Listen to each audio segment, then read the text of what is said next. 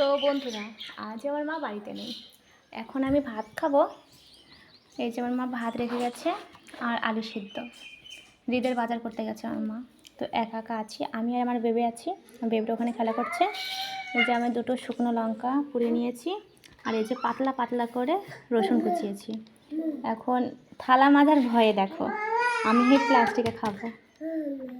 তো আমি অল্প কটা ভাত খাবো, যেহেতু আমার শরীরটা খুবই খারাপ। ঠিক আছে, তো খোসাটা আমি ছাড়িয়ে নিচ্ছি, যেমন পারি তেমনই করি। ঝুমঝুম আওয়াজ পাচ্ছ তোমরা? আমার বেবি খেলা করছে ঝুমঝুম নিয়ে। ফেসটা রিভিল করছি না, করব ঠিক সময় হলে করব। তো এখন আমি এই যে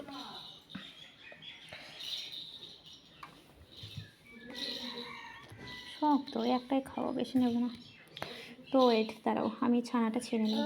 এক হাত দিয়ে আমার ফোন ধরার কেউ নেই, তাই ফোন ধরবে। ওয়েট, আমি আলুর ছানার জন্য আমি এখানে নিয়েছি লবণ, শুকনো লঙ্কাটা আমি এখানে ডলে নেব। আমি রোজ ভিডিও দিতে পারি না, তার কারণ একটাই কারণ, শরীরটা আমার খুবই খারাপ আর আমার বেবিটা আছে, তো আমি ভিডিও করতে পারি না। এই যে আচ্ছা, শুকনো লঙ্কা আর পেঁয়াজটা আমি ভালো করে ডলে নিচ্ছি, কারণ যত ভালো করে ডলাবে তত মজা হবে ছানাটা। নিজের হাতের জিনিস সব কিছুই ভালো লাগে, খারাপ করলেও ভালো লাগে, না করলেও ভালো লাগে, ভালো করলেও ভালো লাগে, বুঝলাম।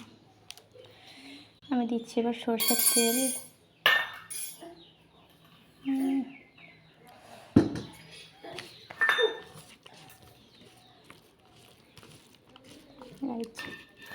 বন্ধুরা, আমি আর ছানাটা ছেড়ে নিই, আমি ভাতটা খেয়েও নিই। ঠিক আছে, আমি রোজাই নেই। তোমাদের মনে প্রশ্ন আসতে পারে যে রোজাই নেই কেন?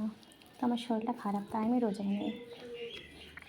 তো ভালো লাগলে ভিডিওটা লাইক করো।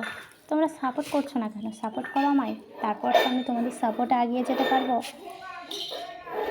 তো বাই, ভিডিওটা এই পর্যন্তই, দেখা হচ্ছে নেক্সট ভিডিওতে।